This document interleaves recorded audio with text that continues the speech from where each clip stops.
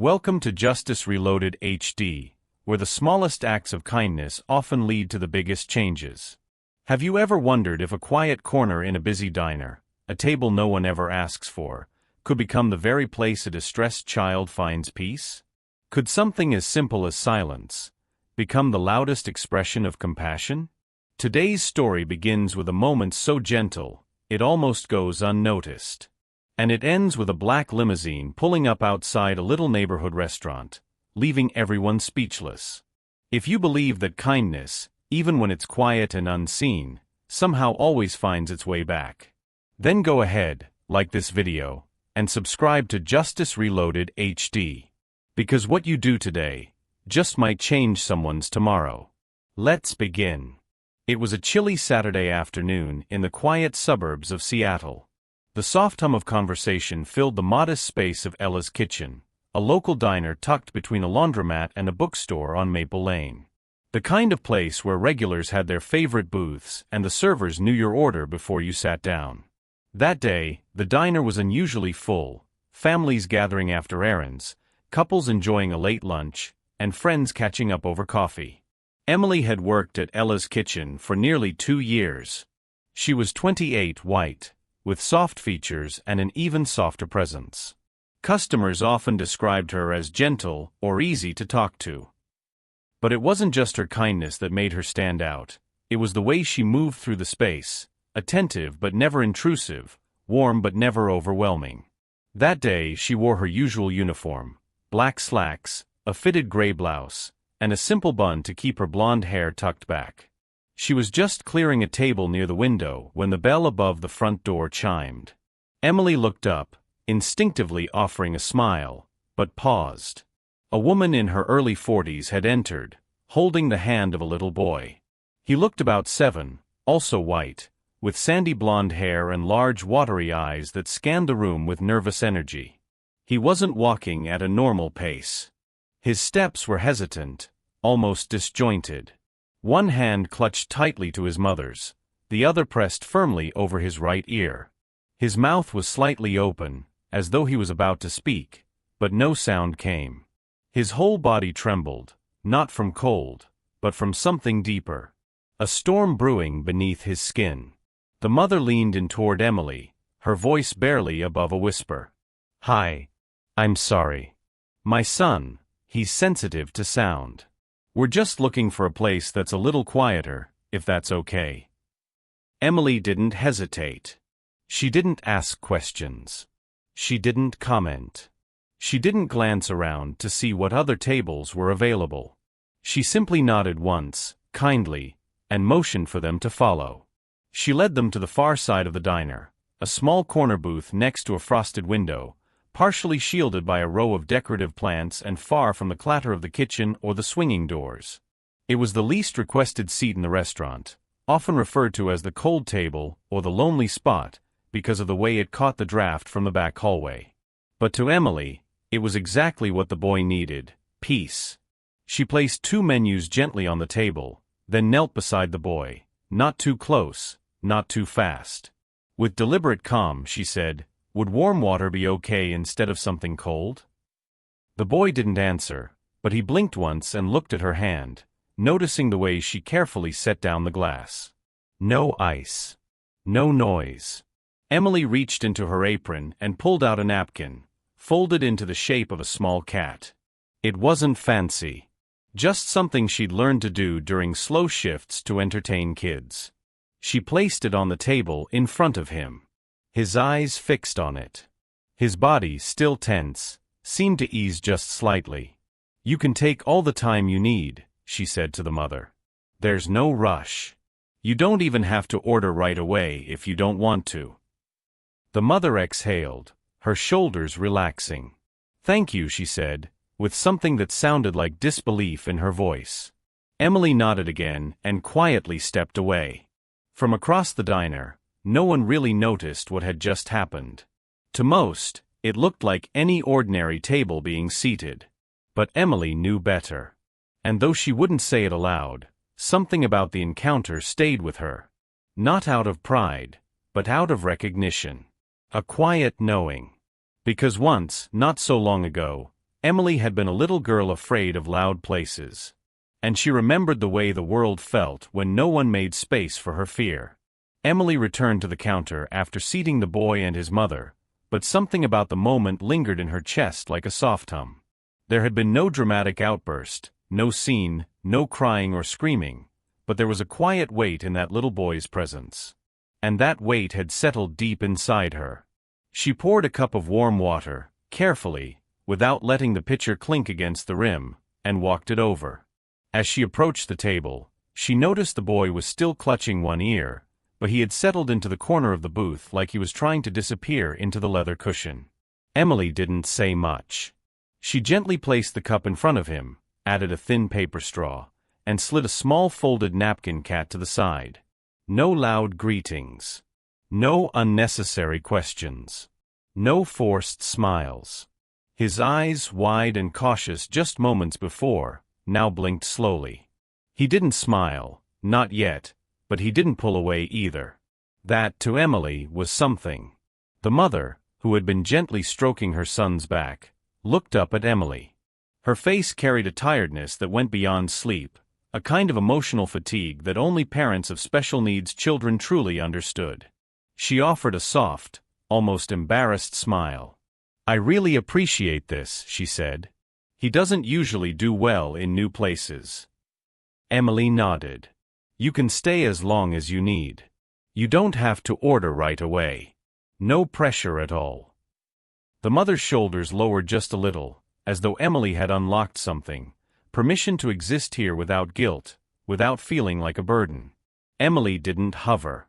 She walked away quietly, back to the bustle of the main dining area where orders were stacking up and coffee needed refilling. But she kept an eye on the corner table. She noticed the boy begin to uncurl, inch by inch. His hand slipped away from his ear. He reached toward the napkin cat, running his small fingers over its ears.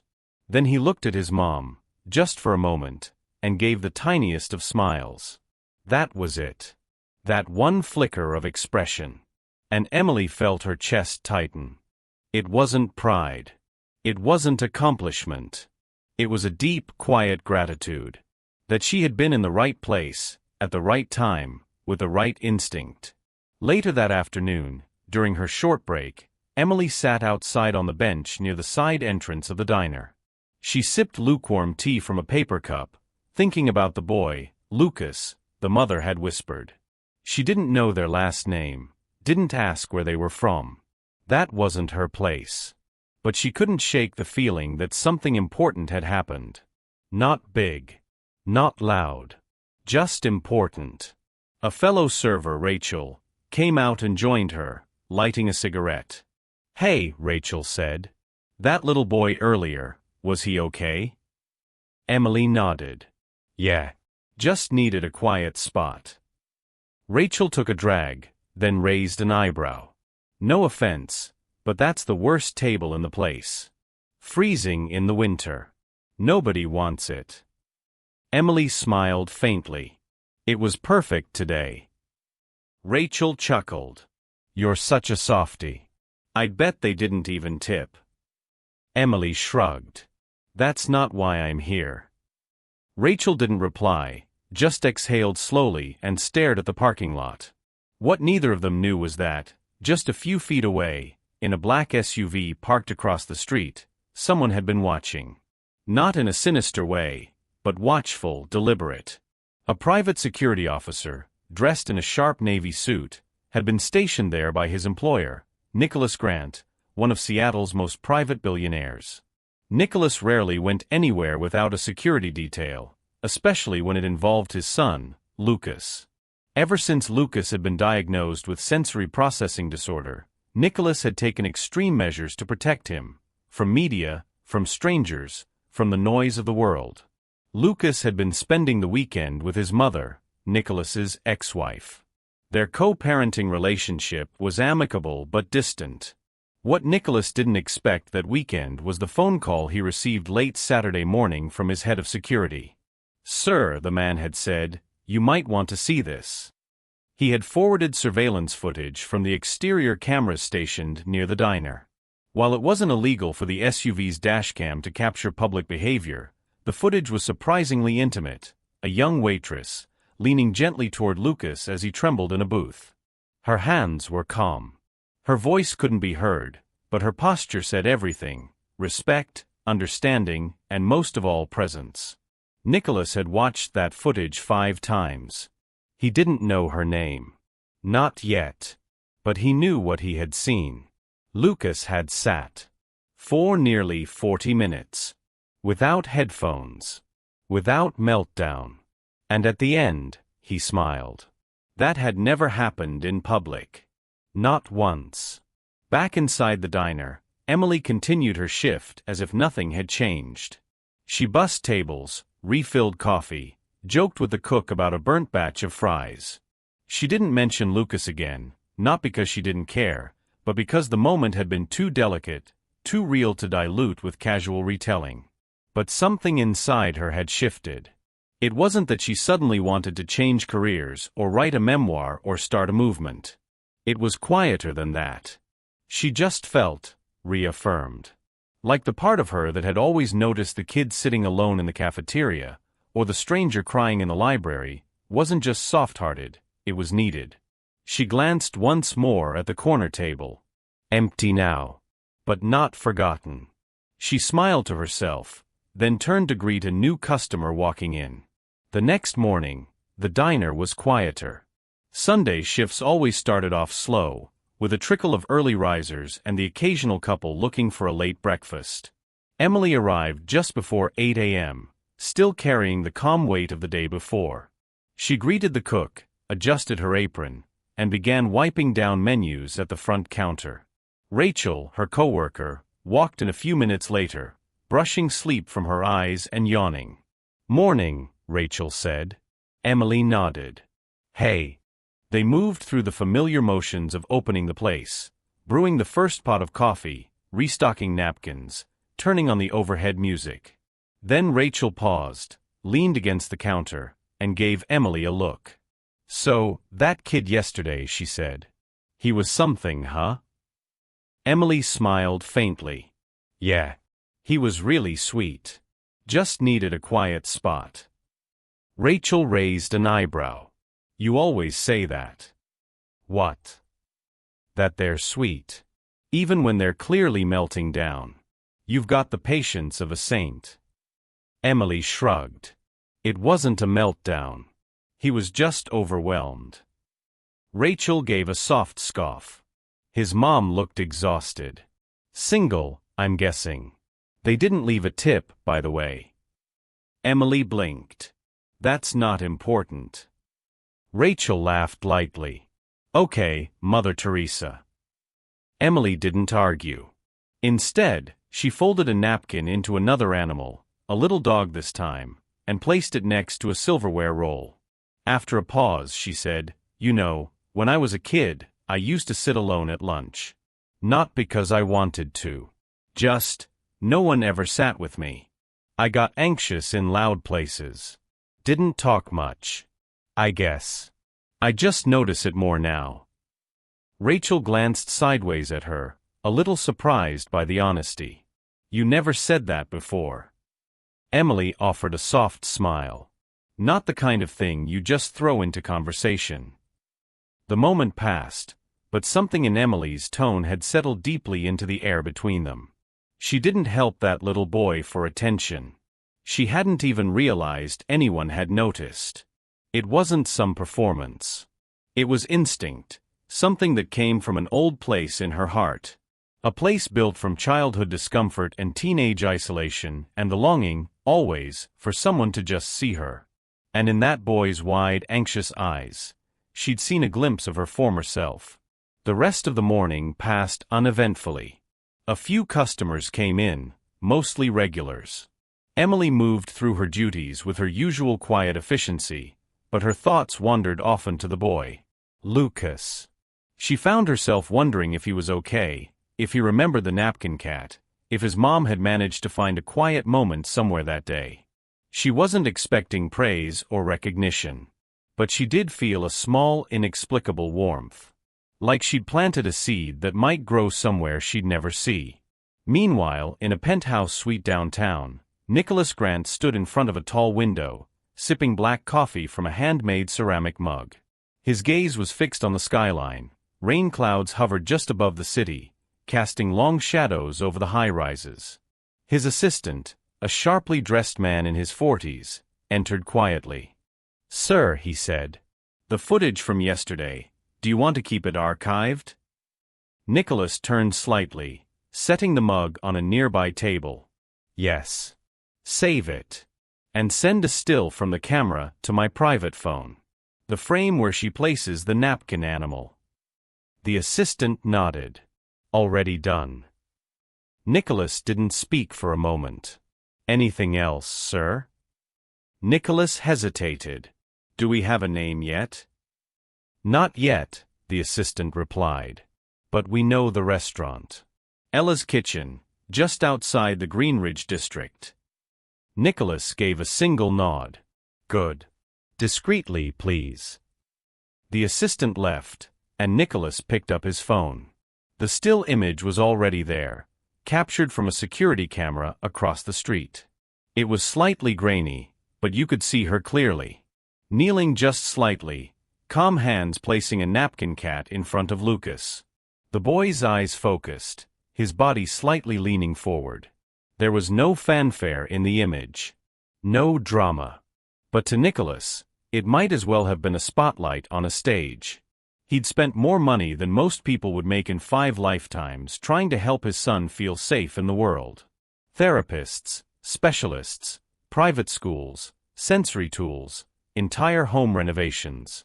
And yet, the most progress he'd seen came from a waitress in a local diner. A woman who likely didn't even know who he was. Back at the restaurant, Rachel passed Emily near the coffee station and said, "You know, most people don't go out of their way like that unless they think it'll get them something." Emily smiled gently. "Then I guess I'm not most people." Rachel smirked. "No kidding." A customer called for more cream, and they both returned to their routines.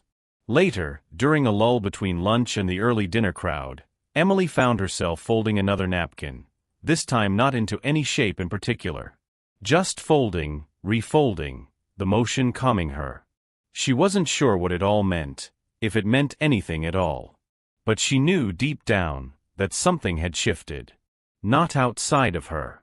Inside. She was still just a waitress. Still clocking in, clocking out, living in her small apartment with too many books and a coffee machine that needed replacing. But something about yesterday had reminded her why she did what she did, not just to serve food, but to see people. Really see them. And in a world that often moved too fast to notice, maybe that was enough. The morning sun filtered through soft clouds as Emily stepped outside Ella's kitchen, pulling her coat tighter against the crisp breeze. It was her day off, and she was on her way to the neighborhood market just a few blocks down. The streets were quiet, still waking up, leaves rustling along the sidewalk, a jogger passing with earbuds in, and the distant hum of a delivery truck backing up somewhere down the block. She had just locked the front door of the diner behind her when she noticed a sleek black limousine parked across the street. Its glossy surface reflected the surrounding buildings like a mirror. The engine was running, and the windows were tinted so dark she couldn't see inside. Odd, she thought. That wasn't the kind of car people drove around this neighborhood. She continued walking toward the corner, but a voice called out, low and polite. "Miss Emily?" She turned. The rear door of the limo had opened slightly, but the voice came from the driver, who was now standing on the sidewalk in a tailored dark gray suit.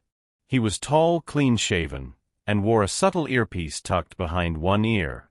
Her body tensed slightly. "Yes."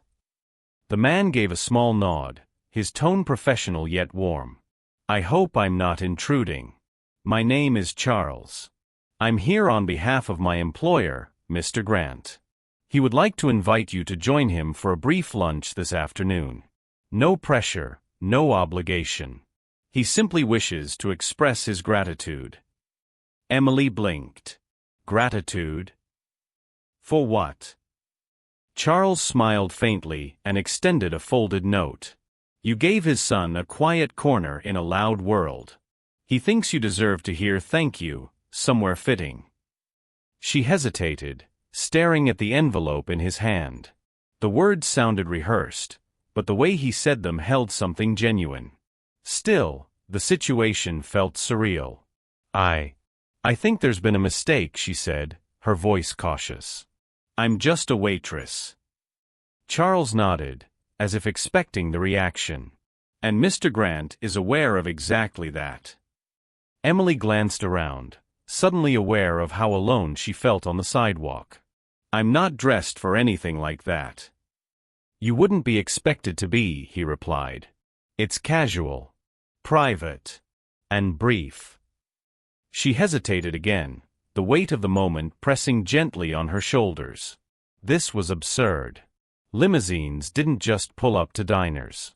Men with suits and notes didn't approach her. People like Mr. Grant, whoever he was, didn't reach out to people like her. Still, something in her heart stirred. That boy, Lucas. His trembling shoulders.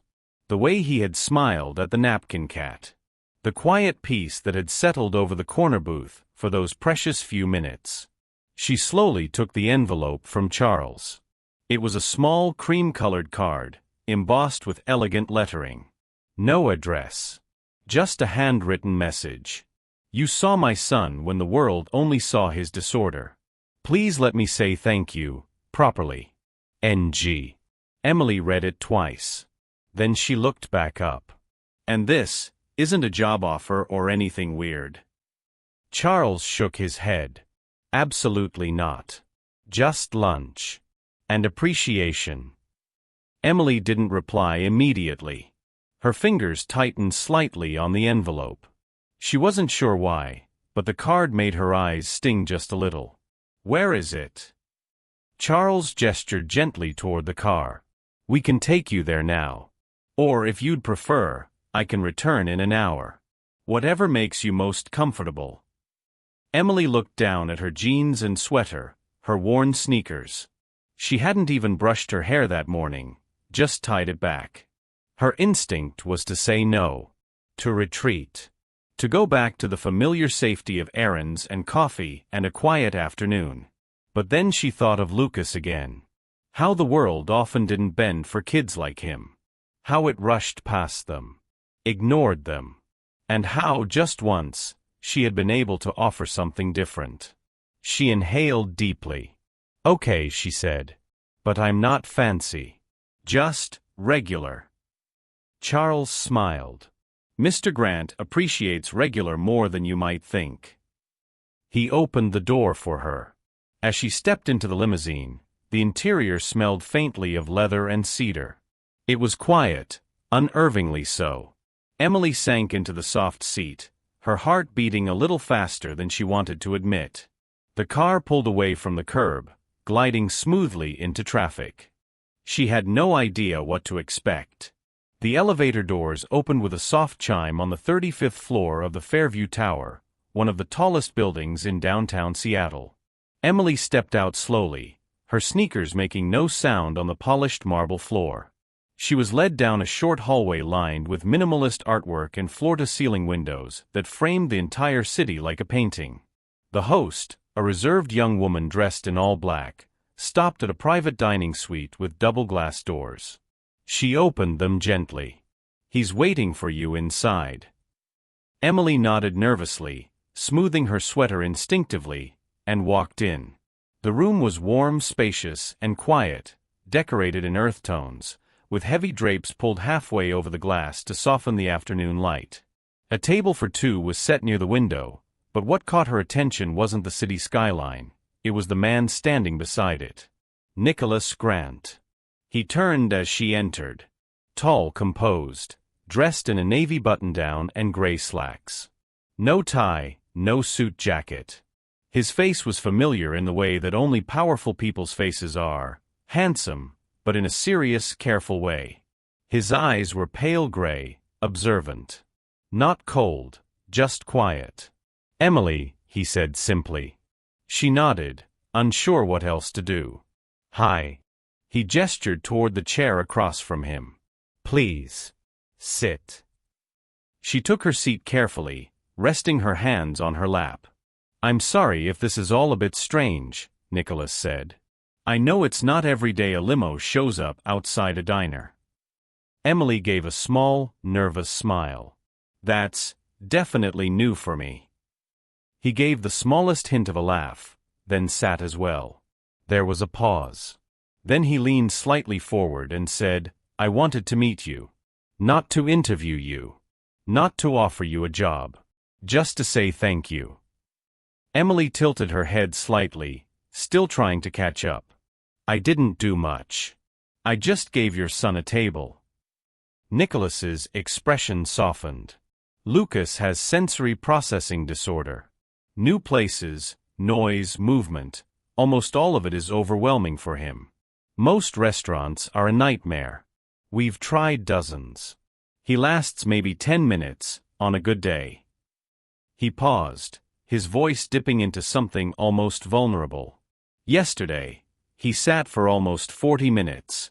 And he smiled. Emily didn't respond right away. She thought of the napkin cat, the warm water, the corner booth with its drafty window and faded cushion. I just tried to make it less scary. That's all. Nicholas nodded slowly. But that's not something you can teach in training manuals. No one taught you that. You didn't follow a company policy. You saw him, not just his condition. Him. Emily looked down at her hands. I used to be a really anxious kid, she said quietly. No one ever really knew what to do with me. I remember how loud everything felt. How even small kindness felt huge. Maybe I just remembered that. Nicholas watched her for a long moment. You didn't ask his name, he said. You didn't ask why he was covering his ears. You just gave him space. She shrugged. I figured you'd tell me if you wanted to. I didn't have to, he replied. Because you didn't need to be told. That's rare. The waiter came in briefly to pour water and quietly disappear. Neither of them touched the menus. Then Nicholas took out a small portfolio from his bag and slid it across the table. I'm building something, he said. It's called Kind Spaces. Emily looked at the folder, but didn't open it yet. It's a program we're launching next spring, designing sensory-friendly environments in restaurants, libraries, and public buildings. Spaces where kids like Lucas don't have to fight the world just to sit down. He leaned back. We've got designers, consultants, therapists. But what we're missing are people with the kind of awareness you showed yesterday. People who can train others, not just in logistics, but in seeing. Emily blinked. You want me to be part of it? I'd like you to help build the training framework. You wouldn't be alone, there's a whole team. But I want your perspective included. I think it's the most valuable piece. Emily looked down at the portfolio again, then opened it slowly. Inside were sketches, outlines of floor plans, sensory analysis charts, notes from therapists, and at the very front, her name, handwritten in the corner of a notepad page, Emily, waitress from Ella's. She laughed softly. That's very official. Nicholas smiled. We'll update the title. She hesitated. I'm not qualified for something like this. You're more qualified than you realize, he said. Everyone else on this project has degrees. You have experience. You have instinct. That's what made the difference for Lucas. Emily leaned back, still absorbing it all. I just thought I was folding napkins into cats, she said. You were, Nicholas replied. And it meant the world. For a while, they sat in silence, the noise of the city below muted by the thick glass. The weight of the moment was not heavy, but grounding. It didn't feel like an invitation to a new life. It felt like a bridge between lives. A recognition of something she had always carried quietly, now finally seen. When the lunch hour ended and they stood to say goodbye, Nicholas offered his hand. No matter what you decide, he said, thank you. For making space, not just at a table, but in the world, for my son." Emily shook his hand. And for the first time in a long time, she didn't feel like just a waitress. 1 month later, the familiar bell above the door of Ella's kitchen rang once again, but this time, it wasn't just another customer coming in for lunch. The diner had been freshly painted. The new signage above a small section in the corner read, "Quiet Corner, a Kind Space Initiative."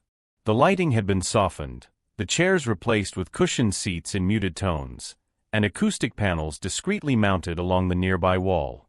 It still looked like the same cozy diner, but now it held something more: intentionality. Warmth with purpose. Emily stood near the host counter, wearing her usual soft gray blouse, but now with a small enamel pin that read "Kind Spaces Advocate." Her hair was pulled back in a simple braid. She didn't make a speech. She didn't want applause. But her smile carried the quiet pride of someone who had helped make something good, something lasting. It wasn't a grand event. No media. No photographers. Just a few regulars, some local families, and a pair of quietly attentive men in suits who stood by the door, keeping their distance. Then the door opened again. And Lucas walked in. He looked taller, even though it had only been weeks. His sandy hair was slightly tousled from the breeze outside, and his hands were relaxed at his sides. No headphones. No tight grip on anyone's arm. Just a quiet confidence in his step. Emily caught her breath. Lucas saw her, and broke into a smile. Then he did something Emily wasn't expecting. He ran. Not fast, not wildly, but with purpose. Straight toward the quiet corner booth, where a small folded napkin cat was already waiting on the table. It was almost identical to the one from that day, except this one had a tiny hand-drawn crown on it. Lucas slid into the booth without hesitation, picked up the napkin creature, and held it gently in his palms like a treasure. Emily walked over slowly and knelt beside him, not out of habit, but out of something deeper. She didn't ask questions. She didn't speak. She just sat there with him, shoulder to shoulder, both of them looking at the napkin like it was a shared secret. A moment later, Nicholas entered the diner. He paused at the door, taking in the space, the changes, and his son, calm, focused, and present. For a long time, Nicholas had felt like an outsider in Lucas's world. A man trying to break through glass, watching his child live behind a wall he couldn't scale. But now, that wall felt just a little thinner.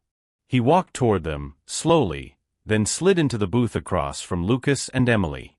It was the first time he had ever sat in a public place with his son and felt no tension in his chest. No ticking clock. No internal checklist of exit strategies. Just stillness. Lucas glanced at his father, then at Emily, and smiled again. Nicholas looked at Emily, voice low but steady. "Thank you," he said, "for not trying to make him fit the world, but for showing him the world has a place for him." Emily's eyes welled up, but she didn't cry. She just nodded, because no words felt necessary. For the first time, the corner booth wasn't just a spot to avoid. It was a beginning. That even a small act of kindness can open the door to something life-changing. Then please like this video and subscribe to Justice Reloaded HD. Join us as we continue to share real, powerful stories that speak to the heart and remind us of the good still left in the world. Thank you for watching all the way to the end. We'll see you next time.